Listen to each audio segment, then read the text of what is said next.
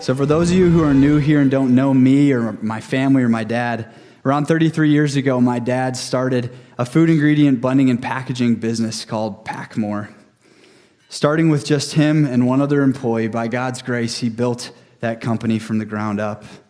30 years later, in 2021, by God's grace, my dad was able to sell that business to focus entirely on Heart of a Man.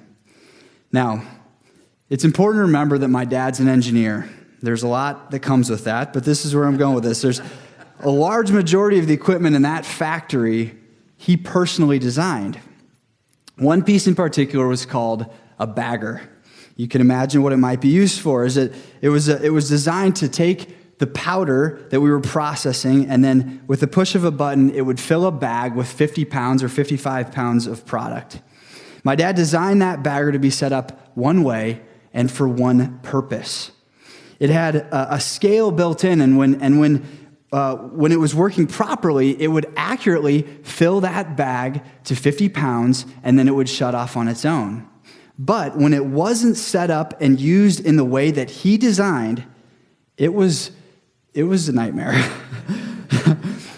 First, one thing it would do is it would underfill bags. So it would put like 30 pounds in the bag, and you'd have to manually scoop 20 pounds of product in by hand to fill one bag. Sometimes it would blow the bag completely off the spout and would be spraying flour or sugar or whatever we were making all over the room until somebody ran up and hit the stop button. Other times, if the air pressure wasn't set right, it would overfill the bags and burst the bag, and then keep blowing product all over the room until somebody hit the stop button.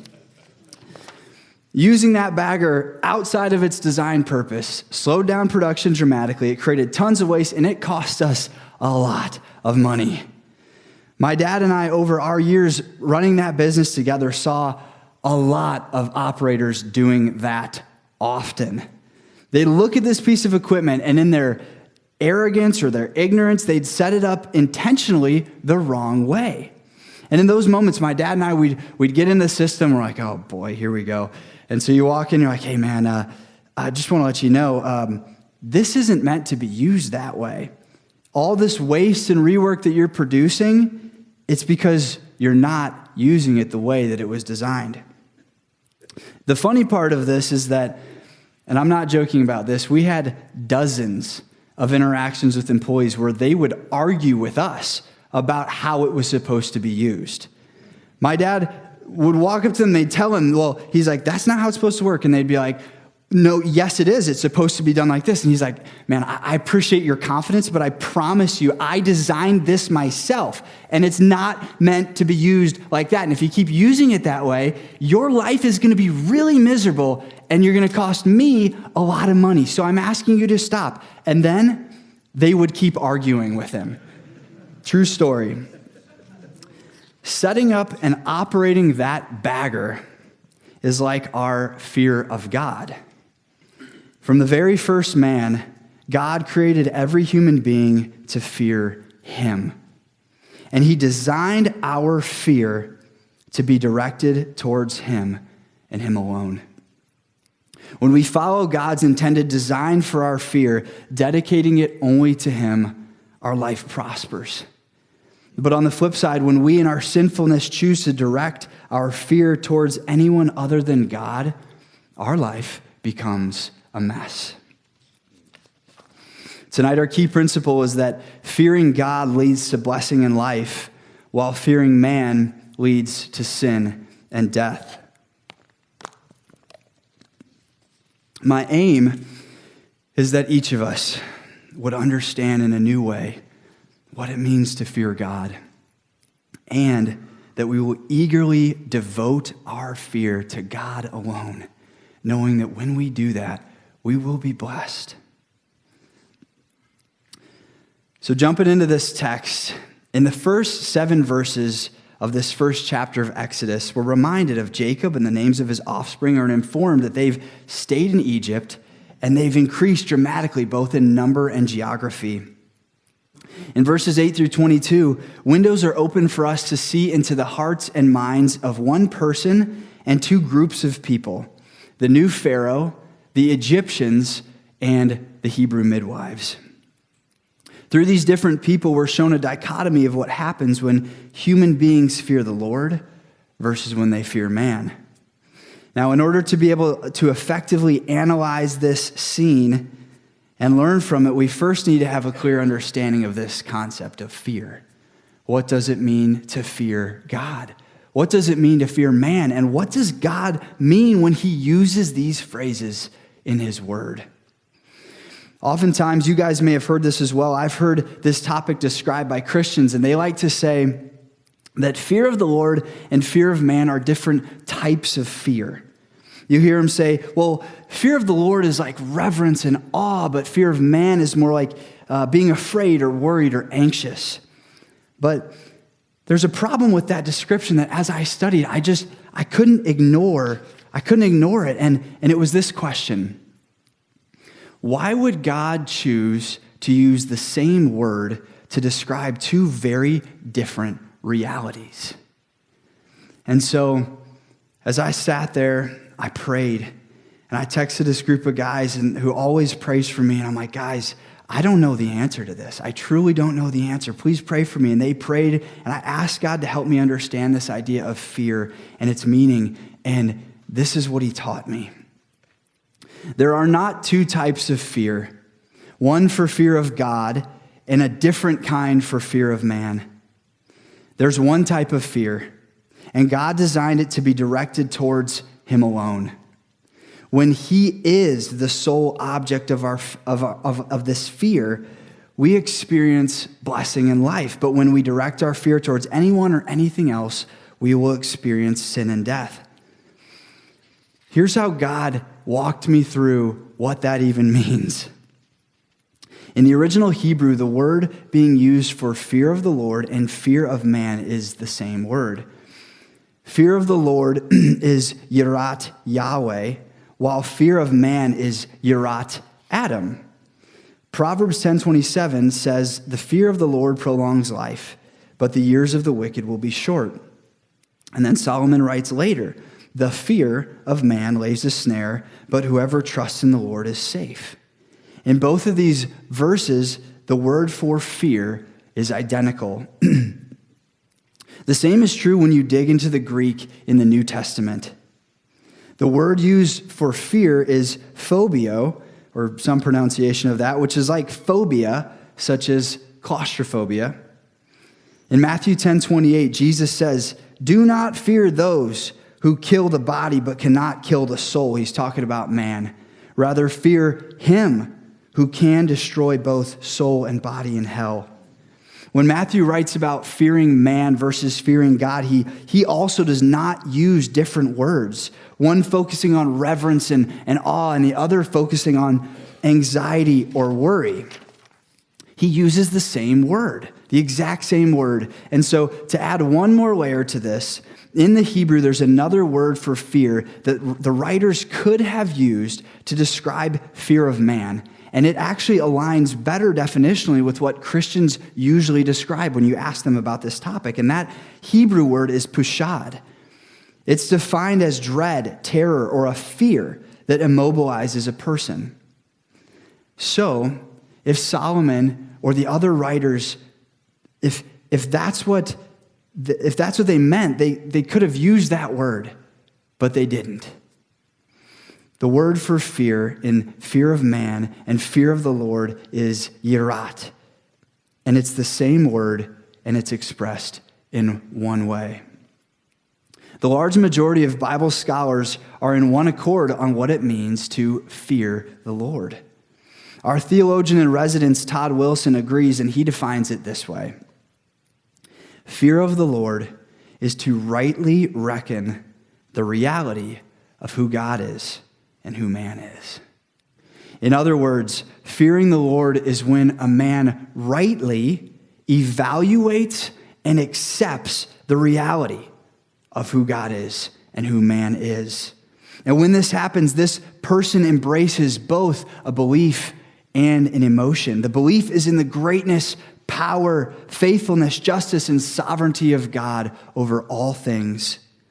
And the emotion that comes with that is awe, reverence, respect, honor, and humble submission to God.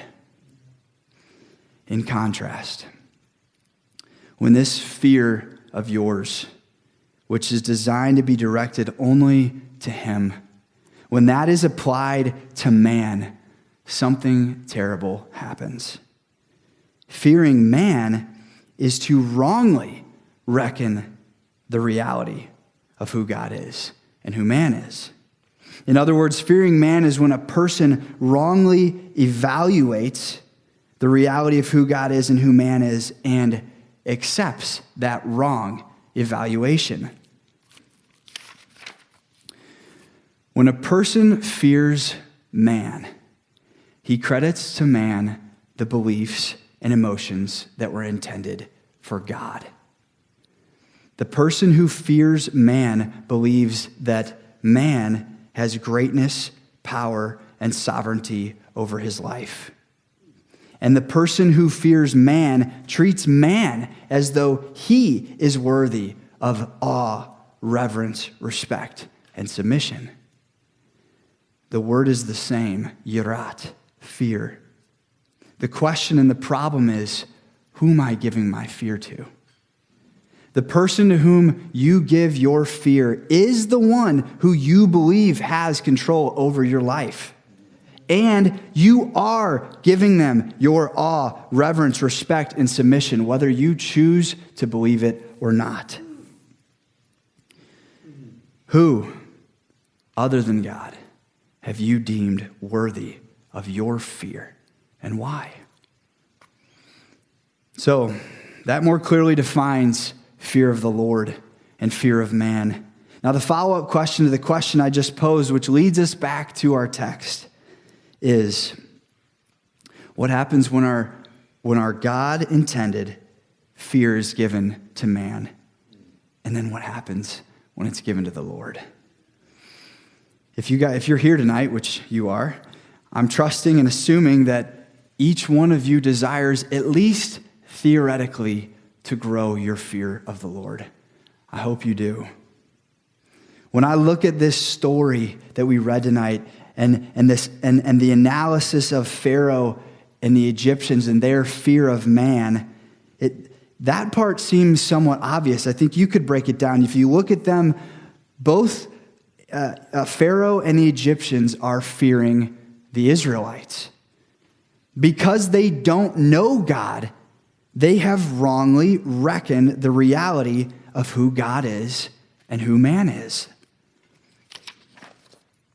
And they're believing and feeling that these Israelite people have power over them. For Pharaoh, he's feeling trapped. Verses 8 through 10. Now there arose a new king over Egypt who didn't know Joseph. And he said to his people, "Behold, the people of Israel are too many for us and too mighty for us. Come, let us deal shrewdly with them, lest they multiply. And if war breaks out, they join our enemies and fight against us and escape from the land." The Israelites are growing. Pharaoh perceives them to be more powerful than his own nation. And to his dismay, these Hebrews are essential to the success and growth of his country. While his instinct is to get rid of them, he can't because his country needs them. He is trapped. And so what do people do when they feel trapped? Men especially get violent. Verse 11, therefore they set taskmasters over them to afflict them with heavy burdens.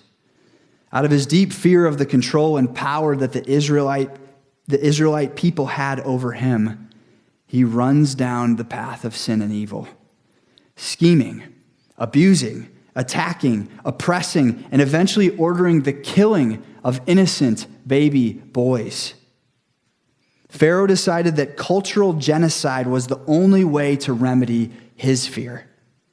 He was going to purge the Hebrew people of their men, their identity, and their power while doing everything he could to keep them enslaved and under his authority. For the citizens of Egypt, they were experiencing a mass cultural fear of the Hebrew people that turned to hatred. As I read this, it reminded me of the fear that was incited by the media during the COVID-19 lockdowns. Now, no doubt, there were legitimate concerns with that virus. People were getting sick. People were dying, and action was needed. But the media, equivalent to Pharaoh himself in this Exodus story, instilled a panic in the whole nation that caused people to act in ways that were foolish, illogical, and harmful to themselves and to others. People became obsessed with their fears. Verses 12 through 14, and the Egyptians were in dread of the people of Israel. So they ruthlessly made the people of Israel work as slaves and made their lives bitter with hard service. In all their work, they ruthlessly made them work as slaves. Pharaoh, by his own fear, pumped into his nation the belief that these Hebrew people were going to hurt them and that they couldn't let them leave. So their response was to join in on the oppression, the slavery, and the violence that their king was mandating. These stories exemplify the downward spiral that comes from fearing man instead of fearing God. When you believe in your heart that human beings, broken human beings, have sovereignty over your life, and your internal sense of awe, reverence, and submission gets assigned to those who are not worthy of it, it leads you to make foolish and sinful choices, taking you down a path not just to physical death, but eventually to death eternal. Now, let's end tonight by looking at the story of these two midwives, Shiphrah and Puah. Verses 15 through 17. The king of Egypt said to the Hebrew midwives, one of whom was named Shiphrah and the other one Puah, when you serve as midwife to the Hebrew women and see them on the birth stool, if it's a son, you shall kill him. But if it's a daughter, she shall live. But the midwives feared God and did not do as the king of Egypt commanded them, but let the male children live. Commentators and historians suggest that in this time period, many of the women who were midwives chose this profession because they themselves were unable to bear children. If you're married and you and your wife have had trouble bearing children, or if you have close friends or family who've walked the road of infertility, you know the intense pain that it entails. My wife and I struggled to get pregnant with our first daughter. My wife's sister and her brother-in-law have endured a similar journey. And I know of at least 5, 6 now after tonight who are here who with their wives have suffered through infertility for years. When a woman desperately wants to have a child and for years is unsuccessful or finds out she cannot, it forces her to reckon very seriously with the reality of who God is and who she is. Is God truly almighty and powerful? Does he actually care about me? Is he worth believing in and following? Add to that pain and turmoil the moments when that woman sees another woman bear a child. She rejoices for them. But it's also almost unbearable at times. Why not me, God? I don't understand. Everybody around me has children. Why are you doing this to me? Becoming midwives, these women had wrestled through their own infertility. They mourned, yelled, took control, gave control back, pleaded in their pain, and when they came back to the feet of God, they rightly reckoned the reality of who God is and who man is. They believed in the greatness, power, faithfulness, justice, and sovereignty of God over all things. They gave to God their awe and their reverence and their respect and their honor and their humble submission. And when the king of Egypt, the one who was brutally enslaving and beating their kinfolk, came to them and said, "Kill the baby boys," they said, "No, I'm not doing that. My fear has one recipient. His name is Yahweh. He alone is worthy of every ounce of my reverence, obedience, submission, and you don't get a drop. These are the children of God, and I will protect them. And what did God do? Verses 20 through 21. So, God dealt well with the midwives. And the people multiplied and grew very strong. And because the midwives feared God, he gave them families. Not only did God protect them, he gave them the very thing that they had so desperately cried out for. The one which they in faith had entrusted to their true king. And not only that, the whole nation prospered. The whole nation, because those two women chose to give their fear to God. Who have you deemed worthy of your fear? God designed your fear to be devoted to him alone. Psalm 128 says this, "Blessed is everyone who fears the Lord, who walks in his ways. You shall eat the fruit of the labor of your hands. You shall be blessed, and it shall be well with you." Let's pray. Heavenly Father, you delight in those who fear you. The angel of the Lord encamps around those who fear you. I don't have much else to pray. Teach us to fear you, Lord. And when we leave here, I pray that we would, when we get into that moment, Lord, where we feel that pang in our soul, like I did here as I stood here the last 20 minutes, as I started to think, what are they thinking? What's that mean? Why is his face doing that? And remembering, no, he's not worthy of my fear. He's not worthy of my fear. She's not worthy of my fear. Help us all remember, it's not an insult to say, that guy's not worthy of my fear. It's the truth. Only you are worthy of our fear, Lord. Help that sit deep in our souls and help us to reckon properly, rightly, the reality of who you are and who we are. In Jesus' holy, precious name, amen.